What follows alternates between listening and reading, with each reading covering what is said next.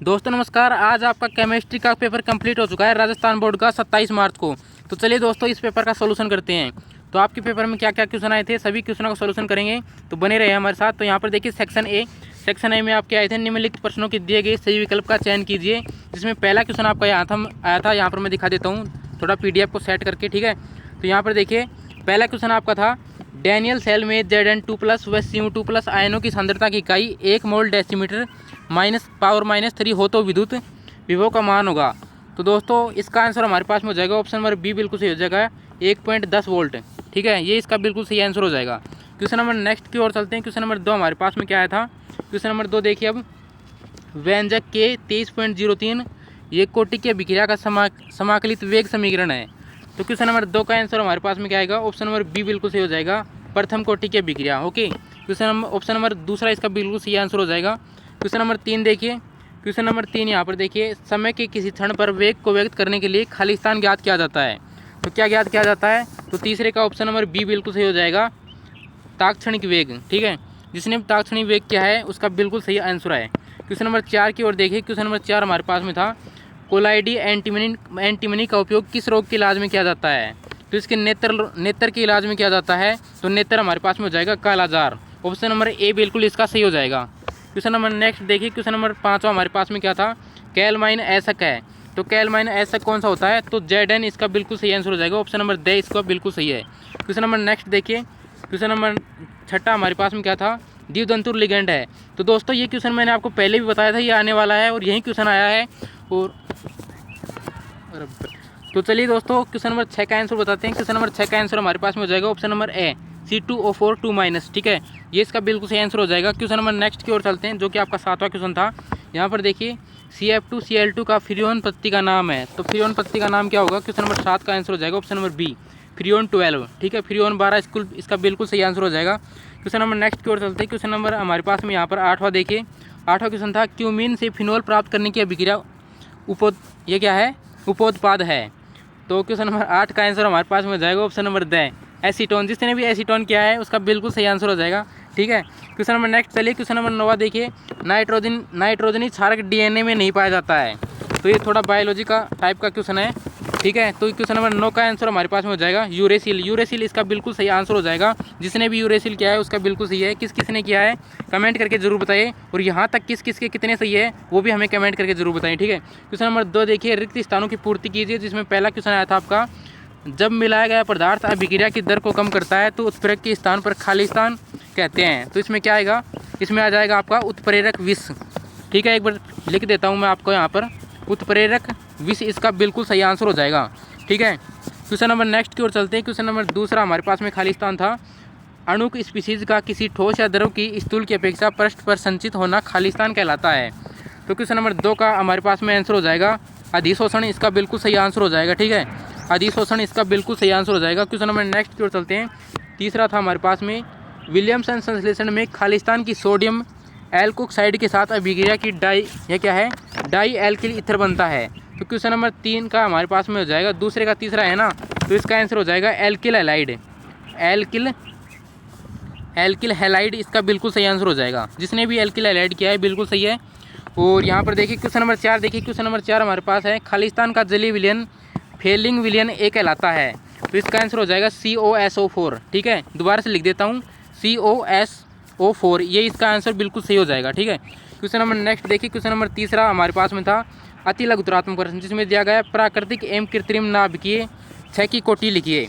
तो इसमें कौन सी कोटि हो जाएगी, इसमें प्रथम कोटि हो जाएगी, ठीक है।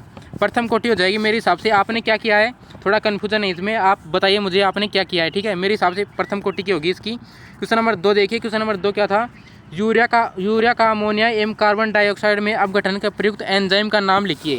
तो कौन सा आएगा, तो इसका आंसर आएगा यूरेज इसका बिल्कुल सही आंसर हो जाएगा। क्वेश्चन नंबर नेक्स्ट देखिए। क्वेश्चन नंबर तीसरा हमारे पास में क्या आया था, सुक्रोज की आवास रचना को निरूपित कीजिए।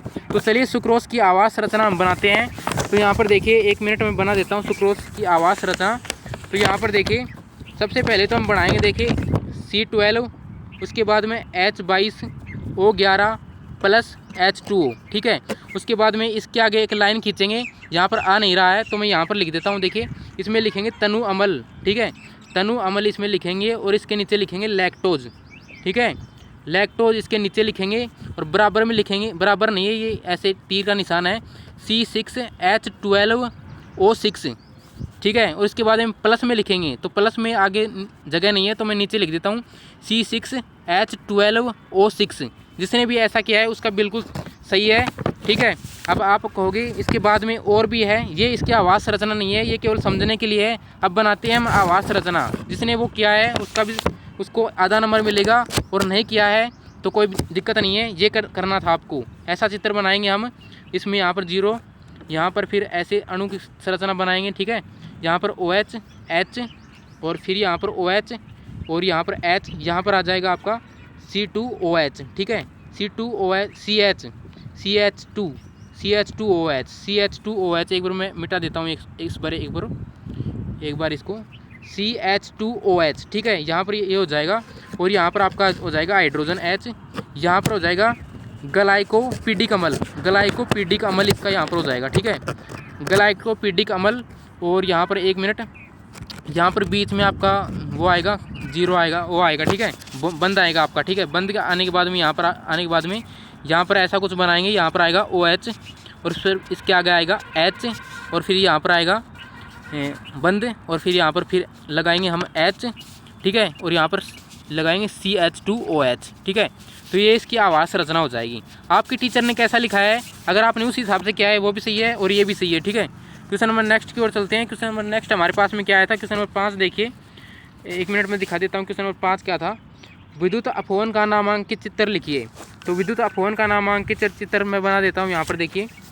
तो मेरे हिसाब से तो ऐसा कुछ चित्र आएगा विद्युत अपवहन का, ठीक है, मैं बना देता हूँ।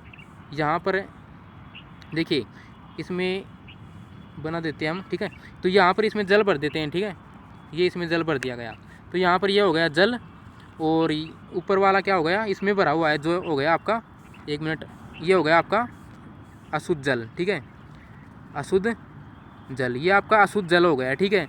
तो यहाँ पर ये भी आपका जल हो गया, ठीक है, ये भी आपका जल हो गया। तो ऐसा कुछ चित्र था मेरे हिसाब से। तो अगर आपके टीचर ने अलग तरीके से बनाया है तो वो भी ठीक है, ठीक है। तो यहाँ पर देखिए क्वेश्चन नंबर नेक्स्ट क्या है, क्वेश्चन नंबर 5 हमारे पास में आया था, फैन प्लवन विधि का नामांकित चित्र लिखिए। तो फैन प्लवन विधि का चित्र बनाते हैं हम। ऐसा एक पात्र लेंगे हम और उसमें एक बुलबुले, देखिए बुलबुले बनाते हैं थोड़े, ठीक है। और फिर उसके बाद में यह नलिका इस तरफ जाएगी और ये वायु की नलिका है, ठीक है, वायु या एयर बोल सकते हैं, इंग्लिश में बोले तो एयर, ठीक है। और ये इसमें झाग भरे हुए हैं, ठीक है, ये हो गए आपके झाग, ये आपके झाग हो गए। और इसमें जो यहाँ पर नीचे भरी हुई है ना, वो आपकी है अशुद्धि, ठीक है, ये आपकी अशुद्धि हो गई। तो ऐसा कुछ इसका चित्र था, कौन सा, फैन या प्लवन विधि का, ठीक है। मेरे हिसाब से ऐसे है, आपके टीचर ने अलग बनवाया है वो भी ठीक है, ठीक है। फिनोल अगला क्वेश्चन देखिए, अगला क्वेश्चन क्या था हमारे पास में, फिनोल से सैलिसिलिक अम्ल बनाने की रासायनिक समीकरण लिखिए। तो यहाँ पर देखिए फिनोल से सैलिसिलिक अम्ल बनाएंगे हम। तो यहाँ पर देखिए सबसे पहले तो हम बनाएंगे बेंजीन बनाएंगे सबसे पहले तो, ठीक है। ऐसी कुछ बेंजीन है आपकी, इसको क्या कहते हैं, शायद बेंजीन ही कहते हैं। मैं मैथ का टीचर हूँ, ठीक है, तो मेरे को थोड़ा कम आता है, तो यहाँ पर बना देता हूँ, ठीक है, NaOH CO2। बाकी आप ऐसा ना समझे कि मैथ का टीचर केमिस्ट्री का कैसे सोल्व करवा रहा है। तो हमारे पास केमिस्ट्री का टीचर थे, वो उन्होंने सोल्व किया है, ये मैंने नहीं, ठीक है। तो यहाँ पर देखिए ये ऐसे आएगा और इसके बाद में इस तीर को यहाँ से थोड़ा सा बड़ा करता हूँ मैं, 1 मिनट। ये ATM है, यहाँ पर 400 के या 4.7 ATM लिख सकते हैं। और ये लाइन बड़ी कर देता हूँ मैं थोड़ी, और बड़ी लाइन करने के बाद में यहाँ पर फिर से एक और बेंजीन बनाएंगे। और यहाँ पर बेंजीन बनाने के बाद में यहाँ पर क्या, ये बेंजीन बन गई और यहाँ पर आएगा ONA के बाद में यहाँ पर क्या आएगा, यहाँ पर क्या आएगा COO और फिर आगे आएगा Na। ये वाला ये मैं पोर्शन में यहाँ पर लिख देता हूँ, COONA। यहाँ का पोर्शन आप इस साइड में लिखना था आपको, लेकिन मैं यहाँ पर लिख दिया, अब जगह नहीं थी इसलिए, ठीक है। और यहाँ से आपको एक और पोर्शन बनानी थी जो कि यहाँ पर हम लिखेंगे, जगह नहीं बची है इसलिए इसको कट करके दोबारा से लिखते हैं। ये आप देख सकते हैं, इसको तो आप देख लें, ठीक है। और हम कट करके हमने बताया था वहाँ से लिखेंगे हम इसको, देखिए OH और फिर ऐसा बेंजीन बनाएंगे, फिर लिखेंगे बीच में बॉन्ड और फिर में इसको OH। ये आपका बन गया सैलिसिलिक अम्ल, सैलिसिलिक अम्ल बन गया आपका ये, ठीक है। ये बिल्कुल सही है, सैलिसिलिक अम्ल आपका, जिसने भी ऐसा किया है उसका बिल्कुल सही है। क्वेश्चन नंबर नेक्स्ट की ओर चलते हैं। क्वेश्चन नंबर 8वां क्या था हमारे पास में, 8वां था हमारे पास में आइसोब्यूटिल एल्कोहल IUPAC नाम लिखिए।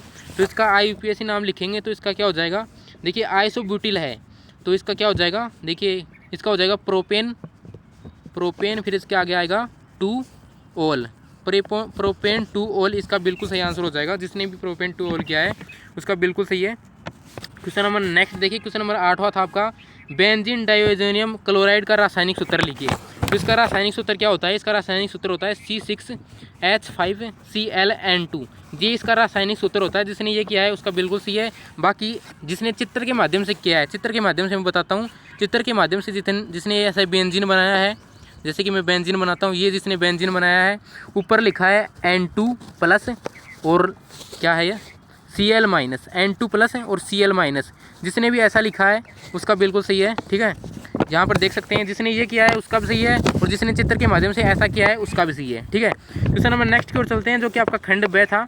खंड ब में आपका क्या था, यहाँ पर देखिए, फलक केंद्रित घनीय एकक कोष्टिका में कुल कणों की संख्या का परिकलित कीजिए।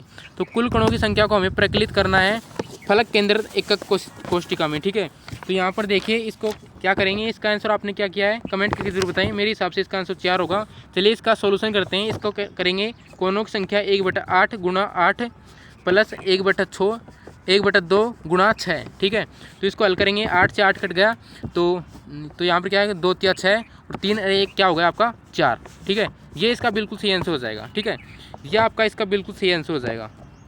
क्वेश्चन नंबर नेक्स्ट देखिए, क्वेश्चन नंबर नेक्स्ट हमारे पास में क्या था, 5वां क्वेश्चन हमारे पास में था। 1 मिनट देखिए, पी प्रकार के अर्धचालक को एक उदाहरण, यहाँ पर देखिए क्या था, एक उदाहरण देकर समझाइए। तो पी प्रकार के अर्धचालक को आपने कर ही दिया होगा, लेकिन इसका उदाहरण क्या हो जाएगा हमारे पास में, इसका उदाहरण हो जाएगा एल्यूमिनियम, गैलियम और बोरोन। ठीक है, जो भी आपने किया है वो आपका ठीक है। ठीक है, इन तीनों में से जो भी किया है बिल्कुल ठीक है। क्वेश्चन नंबर 6 देखिए, क्वेश्चन नंबर 6 आपके पास था, क्लोरोबेंजीन से डाइफेनिल बनाने की रासायनिक अभिक्रिया की समीकरण लिखिए। तो उसकी समीकरण लिखते हैं, मैं लिख देता हूँ एक बार यहाँ पर 2 और फिर इसके बाद में बेंजीन का उल्टा चित्र बनाएंगे। तो यहाँ पर देखिए यहाँ पर देखिए Cl+2Na, आप सोच रहे होंगे गुरुजी वैसे रहे हैं। ठीक है, तो इसमें लेंगे शुष्क ईथर, आपका शुष्क ईथर। ठीक है, शुष्क ईथर लेने के बाद में यहाँ पर जगह नहीं बची है तो हम यहाँ पर लिख देते हैं नीचे की साइड में। इसके आगे आएगा, वैसे तो इसके आगे आएगा ये जो मैंने चित्र बनाया है, तो मैं नीचे लिख देता हूँ। ठीक है, तो नीचे आपका कुछ ऐसा चित्र बनेगा और यहाँ पर फिर से चित्र बनाने वाले हम, और यहाँ पर देखिए ये आपका क्या होगा, ये आपका डाइफेनिल हो गया, डाइफेनिल, ये आपका डाइफेनिल हो गया और प्लस 2NaCl करेंगे इसको, 2NaCl, ये डाइफेनिल हो गया प्लस 2NaCl। ठीक है, इसका आंसर मैंने बता दिया है। क्वेश्चन नंबर 7 देखिए, क्वेश्चन नंबर 7 आपके पास था, एथिलीन ग्लाइकोल का 35% विलयन वाहनों के इंजन को ठंडा करने के लिए काम आता है, आयतन मिलीलीटर में ज्ञात कीजिए। तो ये थोड़ा बड़ा क्वेश्चन हो जाएगा, तो इसका मैं आंसर बता देता हूँ। इसका आंसर आ जाएगा 65। जिसका भी 65 आंसर आया है उसका बिल्कुल सही आंसर है। क्वेश्चन नंबर नेक्स्ट देखिए, तो यहाँ पर देखिए प्राशन की परिभाषा लिखिए, समुद्री जल के विलीकरण में प्रयुक्त विधि का नाम लिखिए। तो इसमें क्या होगा, समुद्री जल के विलीकरण में कौन सी विधि हो जाएगी, वो होगी आपकी लवणीय जल। लवणीय जल आपका इसका बिल्कुल सही आंसर हो जाएगा, इसका उदाहरण आपका। ठीक है, और भी बाकी उदाहरण हो सकते हैं, एक उदाहरण तो लवणीय जल मैंने बता दिया है, बाकी और भी उदाहरण हो सकते हैं। और जो ये प्राशन दाब का क्वेश्चन है ना, ये क्वेश्चन मैंने बताया था आपको, आप देखो पिछले वीडियो में जाकर, ये क्वेश्चन मैंने एंड में बताया था, 10वें नंबर पे क्वेश्चन पर था शायद, और यही क्वेश्चन आपका इस पेपर में पढ़ा है। देख लो कितने नंबर का था ये 1 नंबर का क्वेश्चन था आपका। देखो देख लो, 1 नंबर का क्वेश्चन बताया था मैंने, पास होने का जुगाड़ बताया था। आप सब्सक्राइब नहीं कर रखे चैनल को, ठीक है, तो सभी सब्सक्राइब कर ले चैनल को। और यहाँ पर देखिए इनके IUPAC नामकरण आपने कर ही लिए होंगे, और अगर आपको इसकी फुल आंसर की चाहिए तो हमें कमेंट करके ज़रूर बताइए, हम आपकी इसको फुल आंसर की उपलब्ध करवाएंगे। मिलते हैं नेक्स्ट वीडियो में, तब तक के लिए जय हिंद, जय भारत, वंदे मातरम।